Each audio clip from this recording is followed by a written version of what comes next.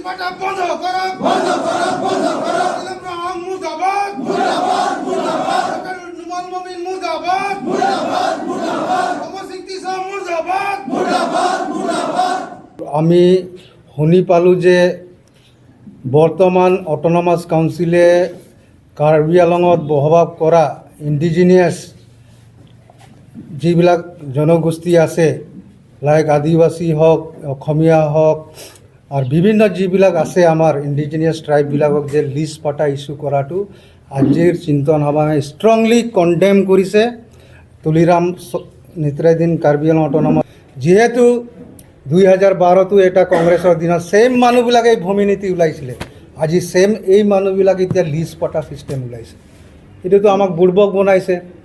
বিজেপিটো সদায়, আজি আমি ক'বলৈ বাধ্য, ইয়াত পপুলেশ্যন পেটাৰ্ণটো চাওক আৰু কাৰ বেছি আৰু কাৰ ভোট লৈ কাৰ্বি আংলং অট'নমাছ কাউন্সিল গঠন হয়, এইটো কথাটো জানি ৰওক তুলিৰাম ৰহাং।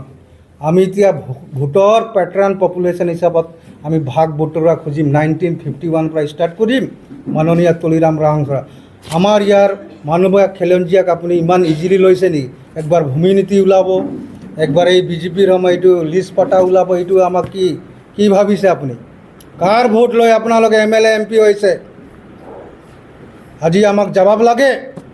মেকানিজম হ'ব MSC ৱাইছত, কেনেকৈ বচাম, কেনেকৈ মাটিৰ পটা দি? আমাৰ প্ৰভিজন আছে, আমাৰ হিষ্ট্ৰিকেল বেকগ্ৰাউণ্ড আছে, আমি মানুহে মাতো আহিছোঁ, এইটো চবেই জানে। কিন্তু আজি যিবিলাক আমাৰ ইয়াত ইলেক্টেড হৈ যোৱাবিলাক গাধাবিলাক এদিন 4 আনাও আমাৰ নন ট্ৰাইবেলৰ কাৰণে আৱাজ নুঠায়। ঠিক এনেকৈ হাৱাত আহি গ'ল ডক্টৰ নুমল মুমিন, ডিপুটি স্পীকাৰ বৰ্তমান। সি বহুত আইন কানুন শিকায়, কিন্তু একো নাজানে। ইও একটা গাধা মানুহ, চেলফিছ মানুহ। প্ৰপাৰ্টি বনাইছে দিল্লী, বম্বে, গোটেই বনাইছে, গুৱাহাটীত বনাইছে। নিজকে ডক্টৰ বুলি কয়। আজি আমাক চব খিলঞ্জীয়াক মাৰি সি এতিয়া এইটো একবাৰ তাতে গুৱাহাটীত বহি আছে। ইয়াতকৈ এইটোতো মোৰ বোলে পলিটিকেল দিগদাৰ হৈ যাব বোলে, এইটো মই মাত মাতিব নোৱাৰোঁ, সি কৈছে বহুত মানুহক। আমাৰ প্ৰমাণ আছে ডক্টৰ। এইবিলাক কথা বোলে নামানো, আমি ট্ৰাইবেল একে। তেনে ছেইম মানুহটো ইলেকশ্যন জিকিবলৈ কেনেকৈ কয়, কাৰ্বি ওচৰত গ'লে কয় আমি চব ট্ৰাইবেল এক।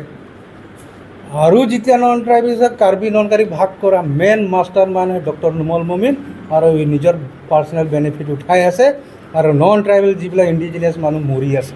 এইটো তাতে যাক। এইকাৰণেই আমি আজি কাৰুৱা আজি সিদ্ধান্ত লোৱা হ'ল যে 18 আগষ্টত ইফিজি বাৰ্ণিং হ'ব, একদম জোৰদাৰ আদিবাসী ওলাব, একদম মানে হাজাৰ।